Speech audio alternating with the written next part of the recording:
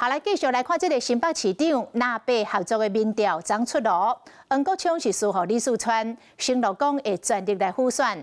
黃國昌深夜甲郭文泰做伙開直播來募款，滾耍笑，講要賣伊的煙頭仔面，希望會當募到1000萬，他甲民眾黨的家仔囝鬥助選。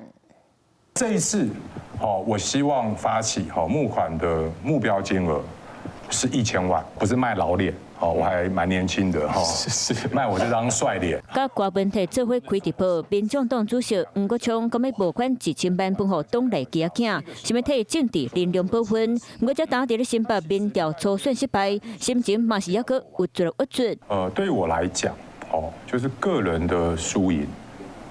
真的不是最重要的事情。強調輸贏唔是重點，不過黨內情緒就無這麼冰清。黃國昌的主地兵邦橋區市議員參選人林祖虎，在咧鞭策朴文康，這一場民調是輸予傳統政治，輸予政治取暖，更加積極無買票的政見，感到行無路。這敢是一個檢視李四川的定行咧。未來的這個輔選方式呢，川博昨天也宣示了，就是他會把民眾黨的這個議員參選人就當成是國民黨的這些議員。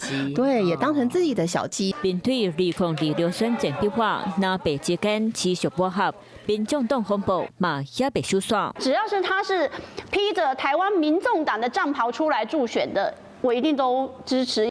前立委李金秀頂禮拜在一個節目表態支持黃國昌，不過新北民調一個公布態度大轉勢，罵黃國昌是惡毒政客，甚至講伊民調會輸是國家之福。雖然李金秀已經去開除黨籍，不過和民眾黨的糾紛嘛是抑閣高高甜。黃國昌為新北市長選戰出局，如何整合聲勢，徛在腳步，將做感情的上大考驗。Hello， 我是主播王韻竹。想要搶先掌握最及時的新聞資訊嗎？趕快訂閱、按讚、開啟小鈴鐺，隨時鎖定華視新聞 YouTube 頻道。